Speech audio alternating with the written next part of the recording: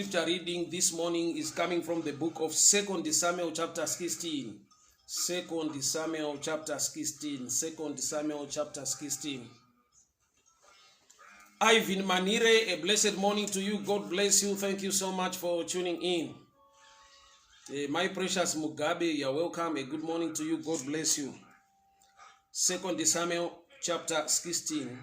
2 Samuel chapter 16 from verse 1. When David had gone a short distance beyond the summit, there was Zeba, the steward of Mephibosheth, waiting to meet him. He had a string of donkeys saddled and loaded with 200 loaves, 100 cakes of raisins, and 100 cakes of figs, and a skin of wine. The king asked Zeba, "Why have you brought these?" Zeba answered, "The donkeys are for the king's household to ride on, the bread and the fruit for the men to eat. The wine is to refresh those who have become exhausted in the desert." Then the king asked him, When is your master's grandson?" Zeba answered him, "He is staying in Jerusalem, because he thinks, today the house of Israel will be back to my grandfather's kingdom." Then the king said to Zeba, "All that belongeth to Mephibosheth is now yours." "I humbly bow," said Zeba. "May I find favor in the eyes of the Lord my king." Mfundisi wangu baba musimwa makadi yenyu pakadiko pa Johannesburg. I hope I find you well. May the good Lord bless you. Yakadiko muri Mwari wakitiri nyasha zvikuru. Thank you so much for tuning in. Nyaya ndinayo mangwanani ano ine chekuita ne opportunity kana kuti mukana. Pano ndine murume unonzi Zeba, angari a servant or angaitwa mushandi kuna Mephibosheth. Mephibosheth paakatorwa kuLodiba wakauya akagara mpalace na King David, and Zeba was serving him. But on this text now tinoona kuti King David vari kurivesa zvavanga vaitira Mephibosheth. Vari kuti kuna Zeba, all that belonged to Mephibosheth is now yours. Sei pfuma, sei zvanga zvaitirwa Mephibosheth zvakariveswa. Sungano yanga iripo yakaitwa pakati pa David na Jonathan ndeye kuti kana David ava muutongi azorangarirawo vemba veukama vekwaSaul kana kuti vekwa Jonathan. David wakaita saizvozvo, but pakazova nebetrayal, pakazova nekuti David ari kutiza kubva muJerusalem nekuda kwekuti mwana wake angaita coup anonzi Absalom. So he was running away from Jerusalem. Zeba ndokubva atevera, Mephibosheth ndokubva aregedza. Zeba une chaakaziva sina kuzikana na Mephibosheth. Zeba une kunzwisisa nekuziva kuti King David, he was chosen by God. Ari kuziva kuti Absalom waita sekufunga kwake, haana nyasha dzekutungamirira vana veIsraeri, haana kuzodzwa mafuta eutungamiriri, asi kuti ndozvaafunga akada to take over the throne of his father. So Zeba unonzwisisa kuti zvekwamwari handi zvemitsimba, ndezvenyasha, ndezvekuzodzwa, ndezvecalling, ndezvekudanwa. So ari kutevera the one anointed, ari kutevera King David, although David ari kuita run away from his own son Absalom. But Zeba unoziva kuti although he is running away, he remains the king of Israel. Saying that, nditaure pamusoro pechinhu chinonzi opportunity. Regai ndiende nemi pacross paCalvary. Paiva nembavha mbiri dzaivapo. Jesu ndokubva ataura kune imwe mbavha kuti ndichange ndiinewe kuparadiso. Opportunity yekuwana paradiso, opportunity yekuti mbavha inzi naJesu ndiri kuenda newe kuparadiso, yakawanikwa pacross. But pacross pane a picture of pain. Pacross pane marwadzo. Jesu akarovererwa, zvipikiri zviri mumaoko, abayiwa parutivi, minzwa iri mumusoro. Vanhu vari kutaura zvavanoda against him. But imwe yembavha ndo yakati, "Ishe, kana maakuuya muumambo hwenyu mundirangarirewo." Zvoreva kuti mbavha iyi yakagona kuona ushe, yakagona kuona nyasha yakagona kuona ushe hwaKristu Jesu even during the time of pain. Panguva yekuti vanhu vari kumutrita bed, vanhu vari kuita zvavanoda naye, kune akangoziva kuti nyangwe vachiita zvavari kuita, he remains Christ, the anointed one of God. Ndiye ane access yedenga, ndiye anogona kundinunura nekundirwira. So mbavha yakaona the king in Jesus whilst he was being crucified. Jesu mukurovererwa kwake kuna akaona ushe, kuna akaona the ability yekuti anogona kuwaniswa denga nemunhu waari kurovererwa naye pasame level. Hama dzangu regai nditaure chinichi. Muzvinhu zvemweya, muzvinhu zviri spiritual, panotodimanda meso emweya kuti ugone kuona zviri kuitwa naMwari, ugone kuona kubata kwaMwari, nekuti nedzimwe nguva pane pazvinoita sekunge Mwari haasisipo nekuda kwekuti zvinhu hazvisi kufamba the way yawaitarisira. Yeti Mwari vanenge varipo. Pane pazvinoita sekunge simba raMwari hapasisina. But muri kuona here kuti mbavha iri pamuchinjikwa iri kugona kunotisa kuti nyangwe murume aitarovererwa pamwe chete tiri pasame sentence, asi nhau dzedu dzakasiyana, nyasha dzedu dzakasiyana. Pane nguva yekuti Mwari unounza help mulife mako, but inouya sekunge haisi help kana kuti ndiyo utofanirwa kuhelpa help yauya mulife mako. Ndiri kuti kudii, mukatarisa life yemukadzi unonzi Ruth, Ruth paanotera amwene vake Naomi, anotaura mazwi ekuti handikusiyei, pamunofira ndo pandinofira, Mwari wenyu achava Mwari wangu. Chii chaonekwa naRuth chinoita kuti admire the God of Naomi? Nokuti with natural or carnal understanding, ukatarisa pana Naomi, ane pain, ane ma challenges akangofanana, zvichida ake atori even worse. Nokuti Naomi saamwene vanga vafirwa nemurume wavo uye nevanakomana vavo Malon and Chilo, kurati vane nhamo nhatu dzavakatarisana nadzo. Then Ruth afirwa nemurume wake Malon, but anotaurisa kuna mai amwene oti Mwari wenyu achava Mwari wangu. Mwari werudzi waari kuona ane munhu ari kutambudzika nekunetseka kwakadaro. Shumirai Mukamba, a blessed morning to you. Reynard Emmanuel Ziriseko man, long time, may the good Lord bless you. I'm so happy to see you online. Mwari wakitire nyasha zvikuru. Thank you so much. So Ruth paari kutera Naomi achiti Mwari wenyu achava Mwari wangu, kudai kuti it's not an ordinary statement. Kusi kutaura kuri ordinary. Why? Nokuti hapana chaunogona kuadmire ukatarisa mukadzi anonzi Naomi, afirwa nemurume, afirwa nevana vake. Ruth paari kutevera ari kuti pamuchafira ndo pandinofira, Mwari wenyu achava Mwari wangu. Chinopa opa kudzokera natural understanding, maonero ake naturally, anonyatsoona kuti munhu uyu watiri kutevera anenge atoone case, afirwa nemurume, afirwa nevana, mupoteri zeforeigner, akatizawo nzara akauya kuno kuMoab. There's no need for me to continue to follow him. Ndofunga akatarisa akaona kuti munhu yakura achembera pasina kana potential yekuti agone kutiberekera varume vangati rooresa. There's no need to keep on following this kind of a person. Yet somebody in the name of Ruth ndiye anoti Mwari wenyu achava Mwari wangu. The end of the story, Ruth akaroorwa zvakare kuBethlehem, akaroorwa naBoaz. Life yake ikapfuurira mberi iri muropafadzo, but atevera chinhu chisingatarisike sekunge chingamuconnecte kublessing or kufavor. Pane nguva, pane mukana unogona kuvapo wezvakanaka, but usingazvipresente semukana wakanaka, unoita sekunge ichallenge kana kuti dambudziko. John chapter 4, mukadzi weSamaria patsime anokumbirwa mvura naJesu, anoramba. Jesu obva amuti, dai waiziva ari kutaura newe, iwe ndiwo waitokumbira kuti akupe mvura mhenyu. Zvoreva kuti nyangwe Jesu anga ari thirsty achikumbira mvura to the Samaritan woman, it was also an opportunity.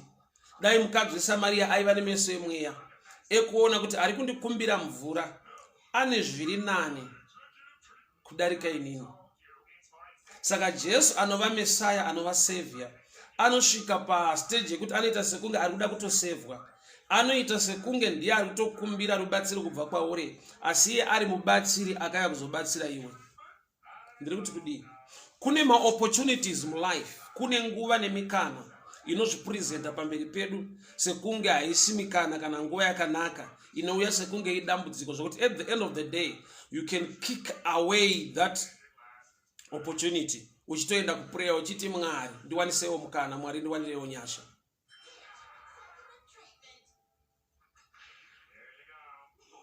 Oh, my brother Simba is saying network is bad, picture quality is bad, can't hear.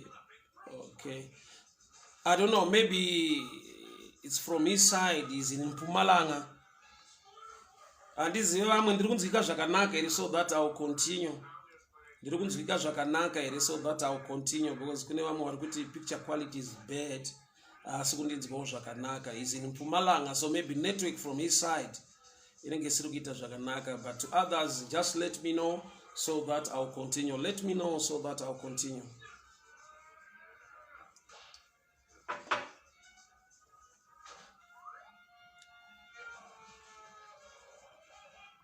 All right, Maichi Guidi from Thailand, she's saying it is all right. Sister Evangelist Gatawa from Kuwait, she's saying it's all right. Maichi Jojonya Utore from Polokwane, she's saying it's all right. Okay, thank you guys, thank you so much. Maimu Kwabi, she's saying it's all right. God bless you, thank you. So, kune opportunity in life, presenter. Sekunga iso opportunity yakanaka. Panoto demanda ma spiritual eyes meso yeMweya yekuti ugone kuona kuti this is an opportunity yakandinakira. Zeba paari kutevera King David ane kunzwisisa nekuziva kuri maari kuti murume unyangwe adzingwa kana kuti ari kutiza hondo mwana wake.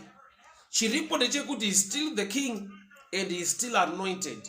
Achine authority and power. He is a king ari mujango, yet kune umwe king azvigadza ari mupalace, but azvigadza ega haana the anointing of the grace to rule the people of Israel. Saka pano haasi kubatwa meso nepalace, haasi kubatwa meso nevanhu vari kuita run behind Absalom. Uri kunzwisisa kuti David is the king anointed by God. So I need to follow this man even in jango musango regai ndimutevera kuti ndiye mambo wakagadzwa naMwari. Minister Govea, God bless you. Colin Nimba, God bless you. Sa Bible unoti wakatevera aine chingwa, akatevera aine ma cake figs, akatevera aine wine. Ndobva anopa King David musango. Auya kuzopa chipo, auya kuzosupporta a man asiri ku attracta much support from people, from other people. Kureva kuti pane zvaona zvisiri kuonekwa nevazhinji. So paanosvika musango pachikomo, Bible unoti when King David had gone beyond a hill, Ziba ndopa akasvika pachikomo. Asvika pachikomo ichocho akabva aburitsa chingwa, akaburitsa newine yake nema cake figs. Ndokubva azvipresenta kuna mambo. Mambo vawana zvinhu zvazvireceiver, vakamboita mubvunzo wekuti ko Mephibosheth aripi. Sei mambo vari kubvunza nhau ya Mephibosheth pari kuti vanyanyo discussa nemunhu auya kuzovapa zvinhu. Inhau yekuti Mephibosheth wakaitirwa nyasha dzakakura zvekuti mambo vaitarisira kuti uyu ndiye achamira neni when things are not okay. Ndaitarisira kuti Mephibosheth uchava close to me nekuda kwezvizhinji zvandakamuitira muupenyu hwake. I'm sure in life vazhinji we've experienced that. Kuti tine vanhu vataitarisira kumira nesu nekuda kwekuti tine zvatakaitawo muupenyu hwavo zvekuti hazvaigona kuti vatikangane when things are not okay with us. Tine vanhu vatinofungidzira kuti vatinotarisira kuti avachamira nesu nekuda kwekuti tine kwatakabva, tine nhororondo, tine kudyidzana, tine kuwirirana kwatakaita. But to tell you the truth, munhu panoti munhu ndo panoita kuti uzoziva kuti there are times ekuti vaunotarisira handiwo vanogona kuzomira newe. I've seen people vanobatsirwa neshamwari more than their family members. I've seen people vanobatsirwa muma challenges neshamwari nemadzisawira more than their family members. yeti munguva yekuti zvinhu zvaifambawo zvakanaka, ane zvizhinji zvaakaita kumhuri yekwake, ane zvinji zvaakaita kurudzi rwekwake, but iye pazvakatanga kusafamba zvakanaka, verudzi rwekwake vakasuduruka. Only strangers came to rescue munhu iyeyo.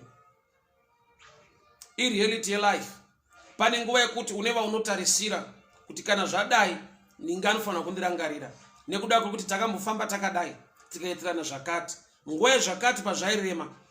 Uzapane pamwe pekuti paying back iri kuitwa nevanhu muupenyu hwako inokurwadza kusvika paextend yekuti unoshaya kuti ko nhai sei vanhu vakundibhadhara nenzira iyi kana ndakambovaitira zvakanaka zvakadai. Pane nguva yekuti unonzwa sekunge wakaabuswa, wakashandiswa.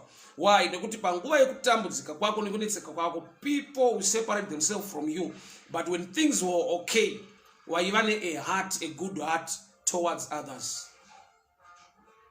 So David chiri kuita kuti abvunze kuti Mephibosheth aripi, anoziva kuti murume uyu ndindakamufunga, ndakafunga nezvake. 2 Samuel chapter 9, David anoti ariko here wemba yaSauro, kureva kuti iye mukomana haasiri akafunga, haana kuya kuzochetera kana kunyengetedza King David, but mambo vari mupalace vachidya zvakanaka, vakashayiwa hope nekuda kwaMephibosheth, vakati ariko here dai munomutora. Mephibosheth wauya by grace nenyasha dzekuti warangarirwa, but vakamurangarira kana vaakudzingirirwa, vaakumhanya, vaakutiza hondo, Mephibosheth haagone kujoina. Anobva ava nepfungwawo dzekuti ndaakufungawo manje kuti umambo hwababa vangu, umambo hwasekuru vangu Sauro hwakudzorerwa kwandiri. Ariko kuLodhiba hakuna chaaifunga, mupalasi adya aguta. Mambo David vabuda mupalasi, pane kuyu iri kuitwa naAbsalomu. Uyu anosara akagara, haajoine munhu akamurwira, akamubatsira, akamutora kuLodhiba. Anonzwa kuti now I'm settled, now I can think. Zanzi pano naZeba, he thinks that umambo hwakudzorerwa kwavari, kureva kuti asvika musituation yekuti ane zvaakufungawo nekuronga, haachada kufamba nepfungwa yamambo, ane mafungiro aakuita. Pane nguva yatinoti tauya kuna Mwari, we surrender everything to him, but kana zvinhu zvafamba zvakanaka, zvimwe taakumeka madecisions tiriso, we now think. Bible rinoti your mind must be renewed by the word. Pfungwa dzenyu ngadzivandudzwe neevhangeri. Zvoreva kuti wauya kuna Mwari, you surrender your thinking to the mind of Christ. But pano nokuti zvinhu right, ane zvimwe zvaakufungawo. Zvinhu zvichiri kunetsa, waigona kuita busy nekuda kutsvaka Mwari, nekunyengetera nekutsvaka Mwari. But zvinhu zvafamba zvakanaka, unenge waakufunga pamusoro pemabusiness ako nezvinhu zvako, to an extent yekuti you become busy because you are now blessed. Usiri blessed, waiwana nguva, zvinhu zvichiri kurema nekunetsa, hawaitadza kunyengetera, hawaitadza kupfugama, hawaitadza kuchema nekunamata kuna Mwari. But when things become okay, you relax as Mephibosheth. Unozorora saMephibosheth, unonzwa kuti ndine zvimwe zvandaakufungawo. Iya David yekuti ari kutiza, ari kubuda muno muJerusarema neimwe, so he remained in Jerusalem. Zeba ndokubva atevera. So kare zvaindinetsa kuti sei mambo vakafunga kutora zvese zvina Mephibosheth kuti zvipiwe kuna Zeba, yet isungano yavanga vakaita naJonathan. Sungano ya David naJonathan iri kukundwa kana kuti iri kubitwa nezvaitwa naZeba. Zvii zvaitwa naZeba zviri outstanding, zvinokonzera kuriveswa kwesungano, zvinokonzera kuriveswa kweblessing yangapiwa Mephibosheth. Iyi mystery the New Testament church, iyi mystery, chinhu chakavanzika pamusoro pebasa rakaitwa paCalvary naKristu Jesu. David asvika pachikomo, saJesu mwanakomana waDhavhidha aenda pachikomo cheCalvary. Ipapo ndopaari kutipa denga nekuti ropa nemvura zvakaerera. Aripo Jesu pamuchinjikwa, ndopaari kuunza exchange yevanga vakaraswa, vakatsikirirwa, rejected people, vakatenda maari, ndo pavakuwana ushe hwaMwari. So David ari pachikomo, Zeba anotevera. Zvakatakurwa naZeba zvaakauya nazvo, zvanzi wakauya aine bread, chingwa, akauya aine wine. That's a shadow picture of the body of Christ, muviri washe. Asvika pachikomo aine chingwa newine. Tikaenda pachikomo cheCalvary, aripo iye Jesu ari kutifira, muviri wake ndo chingwa, wine ndo ropa rake. Saka Zeba pauya pachikomo, mutende auya paCalvary, ari kuti ini andaigona kuwana favor kusvika ndatevera pano pachikomo ndiine chingwa, ndiine wine. Kureva kuti nhau yakaitwa paCalvary inhau yakaunza a law of exchange, kuti vari rejected, vasingagone kugamuchirwa nekutarisirwa, vawane mukana neopportunity yekugamuchirwa uye nekupiwa favor. Saka makaona kuti paCalvary pane exchange yakaitwa, kuti mbavha yanga iri meant for hell yakabviswa munzira yegehena, ikanzi surely I'll be with you in paradise. Opportunity yezvakanakisa inogona kuuya iine kademand kezvaunofanirwa kuita. SaZeba haana kungotevera, asi akatevera as a helping hand to the king who was running away. Ari kutevera aine pfungwa yekuti ndiri kundobatsira. Gamba kupera kwenyaya ndiye akabatsirwa. Mephibosheth wasala muJerusalem haana chaari kuziva kuti kuna Zeba atevera, ende kune law of exchange yaitika ikoko. Mambo vari pachikomo, King David, vakabva vataura shoko rekuti whatever changa chiri chaMephibosheth. Then the king said to Zeba, all that belonged to Mephibosheth is now yours. Sister Nyasha Ndiovo, may the good Lord bless you. Thank you so much for tuning in. Mukoma Benji Shiro Pakadiko pa France, bonjour, bonjour, may the good Lord bless you. Jeremiah Magidi, may the good Lord bless you. Eva Jairos, God bless you. Thank you so much, guys, for tuning in. So, zvese zvanga zviri zvaMephibosheth zvakaiswa muruoko rwaZeba nekuda kwekuti akasvika pakufadza nekubata moyo hati yamambo, kuti although I'm running away, but there is still somebody who still trusts that I'm still anointed to rule Israel. I still carry the grace, the authority and the power, although I'm running away. Munguva yekuti David ari kutiza hondo, makava neopportunity yekuti David agone kupawo Zeba zvinhu zvikuru zvinokosha. Hama dzangu, kune nguva nemukana unozvipresenta sekunge it's not the right time. Pane nguva yaunonzwa kuora moyo nekuneta pakunama kuti inzwa sekunge Mwari vakusiya. Vanoramba vari Mwari. Vanoramba vari Mwari, vakatendeka, vakarurama, vamasimba ose nguva dzose. Munguva yekuti Jesu une mavanga, iye ndiye anoporesa, the healer. But paakava nemavanga, there was an exchange yekuti isu kurwadziwa kwedu taakuporeswa nokuti iye ane mavanga. So healing yedu yakauya pamavanga ake. By the stripes of his wounds we were healed. Zvoreva kuti zvinoitika pana Kristu zvinoita sekunge iye ari kurwadziswa, ari kukuvadzwa. Gamba zvazvinoreva ndezvekuti kukuvadzwa nekurwadziswa kwedu kwaakupera nekuda kwekuti kuri kutangawo paari. Kanzana kuri zvakanaka pana. Mukutuka kwake, mukurwadziswa kwake nemukurohwa kwake, mune favor nenyasha dziri kutapukira kwatiri. Jesus as a person akarohwa akava nemavanga. Mavanga iwayo akava nechirevo kwatiri chekuti by the stripes of his wounds we were healed. Zvoreva kuti pane opportunity, pane favor inouya kwatiri nekuda kwekuti pane zvisina kunaka zviri kuitika paari.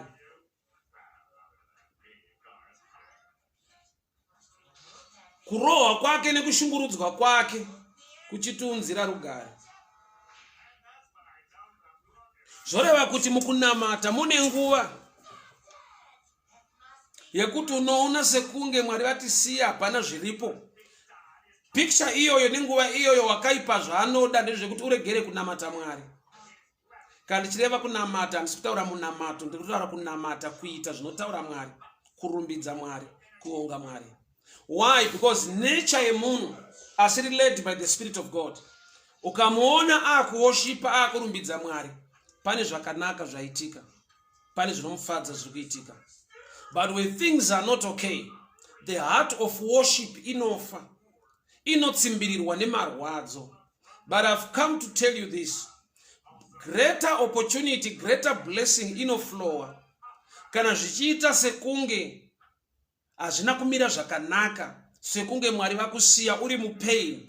When you worship God in pain, une zvaunodenha mudenga, une nyasha dzaunogona kuwana, nekuda kwekuti zvinoreva a dimension iri greater of faith.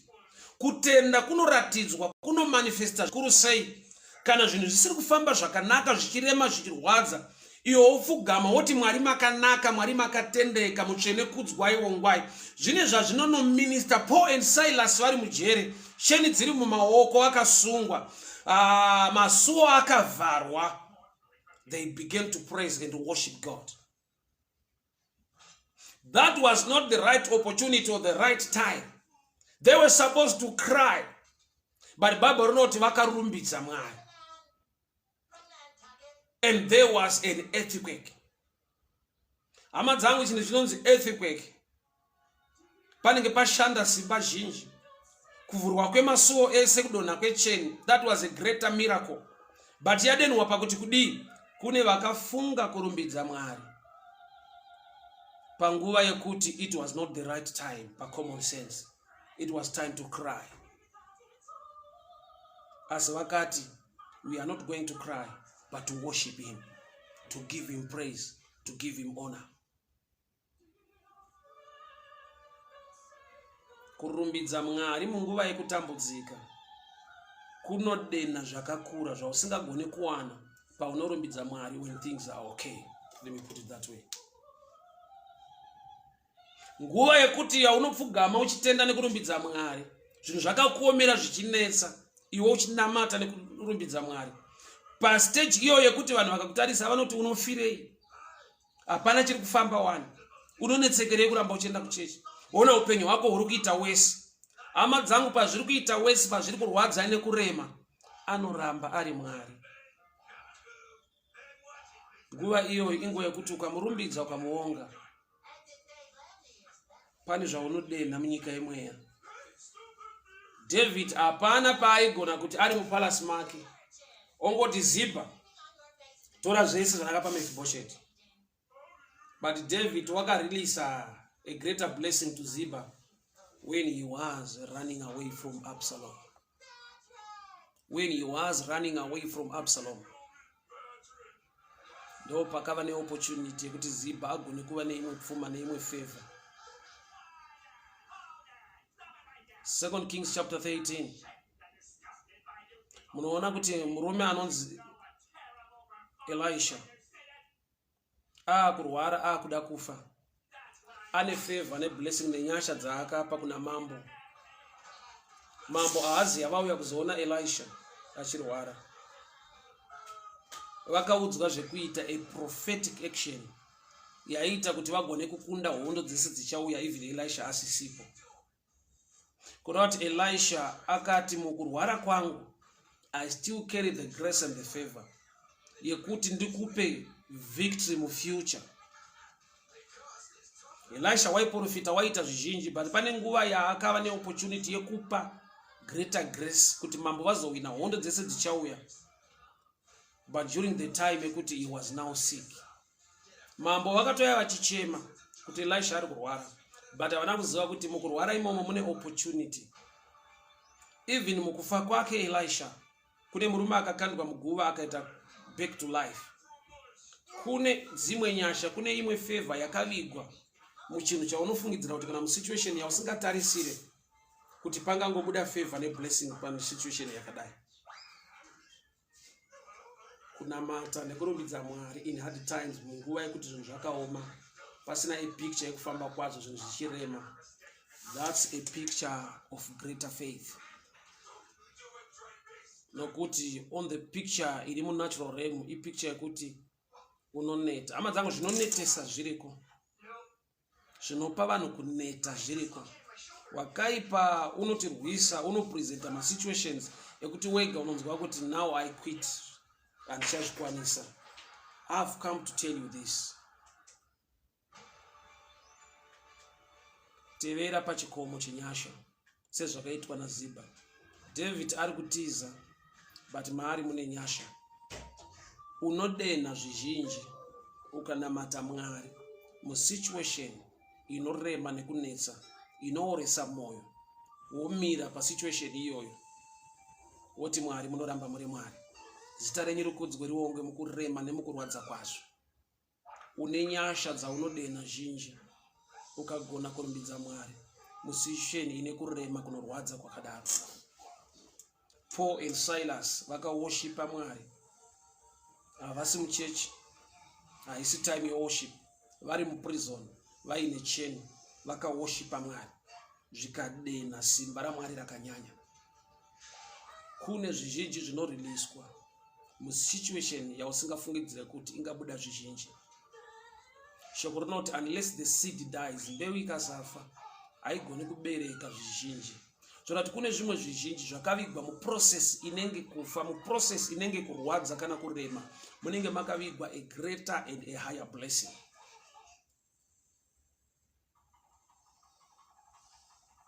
Ndaona Mwari vachiita zvinhu zvinenge muupenyu hwangu. Munguva nemusituation yekuti unofila kuti apa hapana chinobuda zvinhu hazviendeke, but mweya mutsvene unoramba achikusunda to continue to save, continue to worship God. Neimwe nguva yekuti people they can even abuse you. Muzapane nguva yekuti unenge uchishandira Mwari, but vanhu vokushandisa munguva yekushandira Mwari. I don't know kana uchizikisa. Panguva yekuti you are serving the Lord, uri kushandira Mwari, and people will abuse you in the name yekuti you are serving God. I've passed through such a time yekuti une a heart to serve God, and people will just abuse you in the name yekuti you are a pastor, just do this because you are a man of God. Vanhu vanogona kukuabuse, but don't lose heart.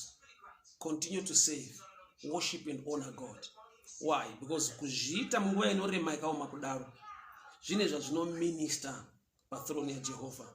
Mbavha payakati kuna Jesu, Ishe kana makuuya muumambo hwenyu, kurati yakaona hoshe even muna Jesu ari pacross, muna Jesu ari papain. Jesu akati, what I need to give you now, haisi miracle yekuti udzoke back on earth, I grant you paradise. The best chinhu chatingadisa muupenyu kuva muparadiso is to make heaven. Opportunity iyoyo yakapiwa rimwe netsotsi raiva pacross. Why? Nekuti akava nemeso asina kumudzivisa na kumutadzisa kuona ushe hwaMwari even mutime yekuita sekunge hazvioneke. Vamwe vane zvavaiona, vamwe vane zvavaitaura against Jesus, but mbavhai yakatarisa kuna Jesu ikati, Ishe kana makuuya muumambo hwenyu mundirangarire. Jesu ndokubva aisa a promise yedenga, a promise yeheaven. Ndichange ndiinewe muparadiso. Kureva kuti the best yaKristu chaakapa munhu chakakura idenga, akarireleasa papi, akaripa papi, when he was in pain. Aine zvipikiri, ane kurwadziwa, ndo paari kupa denga kumunhu agona kutenda nekuona kuti uyu ndiIshe. Ishe kana makuuya munhu mambo hwenyu mundirangarire.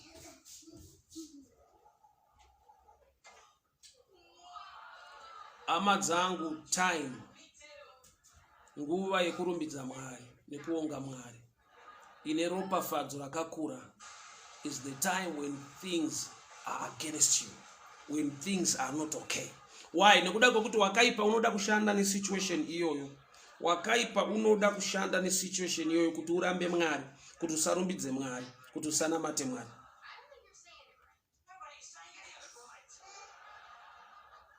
Bouncing back here Job. Strength yakabva pakuti mune zvese zvakaitika against his life, wakaziva kuti Mwari ndiMwari, ndinofanirwa kunamata nekurumbidza Mwari.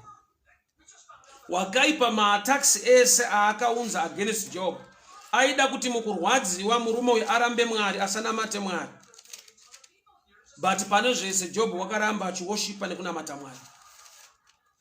Akadenha zvakakurisa. Bible rinoti the end part yelife ya Job was greater and better than the first part. Imagine the devil was against while wadziwa nekuona pfuma nekubudirira kwa Job at first. Akaataka zvese. But nekuda kwekuti Job wakaramba akamira nekutrusta muna Mwari, his end, the last part of his life, yakava greater and better. Zvabva pakuti kudii? Zvabva pakuti Job unoramba akamira mukutenda nekuremekedza Mwari despite pain and hard times. Rumbidzo munguva yekuoma kwezvinhu ipicture yefaith yakakura inodenha nyasha zhinji kuti dziuye muupenyu hwako. Job 42 from verse 12. The Lord blessed the latter part of Job's life more than the first. The Lord blessed the latter part of Job's life more than the first. Kana Bible ratanga kutsanangura kuti Job anga akapfuma kubva pavhesi yekutanga, rozoti pano the Lord blessed the latter part of Job's life more than the first, zvoreva kuti akawana a greater and a better blessing at the end. What was the secret iri pakati mukurwadziswa nemukuremerwa nemukuoma kwezvinhu? Wakaramba akamira pakuti Mwari ndiMwari. I cannot curse God, but I can only worship him and trust him. Though he slay me, but I worship him. Zvizhinji zvinodenheka musituation yekuti ukaitarisa inoita sekunge it's not the right situation, the right atmosphere to worship God.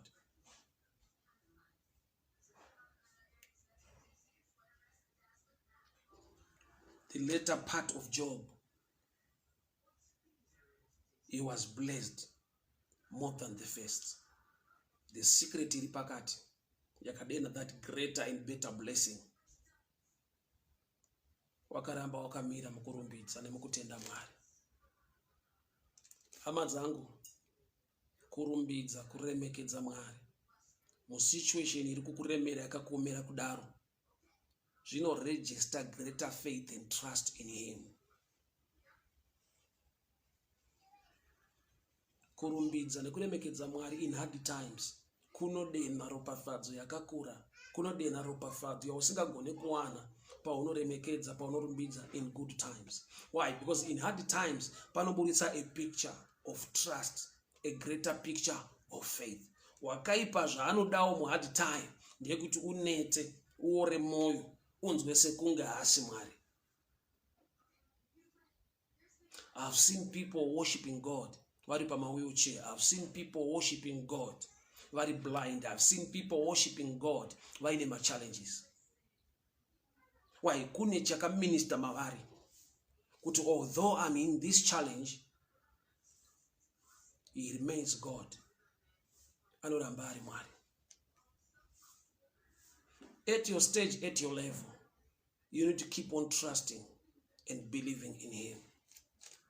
Oza vamwe situations dzinokuoresa moyo nekukunetesa kuti usanamate Mwari. I situations kuti vamwe vakapinda madziri vanoona sekunge hapana chingavatatise kunamata Mwari nokuti vari musituation iri worse. Imagine a blind man worshiping God. Imagine somebody on a wheelchair worshiping God. Imagine somebody ari kutorwara but still worshiping God. What can hinder you? What can hinder you to give him praise and to give him honor? There is a greater blessing when you worship him in a time when everything is contrary, is against your life. Remember the best yake yaakapa munhu pacross, he was in pain, but akarisa blessing in favor kuti ndichange ndiine kuparadiso. Zeba wakatevera King David vari kutiza Absalom, but mukutera kwaakaita akasangana nefavor yakakura nekuda kwekuti wakaramba wakamira namambo, even when the palace was taken over by Absalom. Hama dzangu, Mwari werugare vakuchengetei, Mwari wenyasha vakugonesei. Have a blessed week. Mwari vakukomborerei, masuwa azarurwe, nyasha dzidirurwe muupenyu hwenyu. Mushawe chinokumisai kurumbidza nekuremekedza Mwari, nokuti Mwari vanoramba vari Mwari, vakatendeka nekururama. Musituation inorema nekurwadza, ngavapiwe mbiri nechipo cheupenyu, nokuti ndiwo Mwari murwiri nemuchengeto weupenyu hwedu.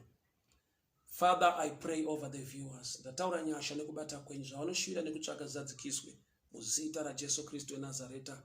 Amen and amen. Mighty Chichiweshe, may the good Lord bless you. Thank you so much. Mwari vakuitirei nyasha zvikuru.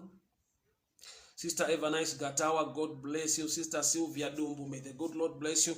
Mai Mukwena Muguti, may the good Lord favor you. Blapimba Zamfumwanga, God bless you.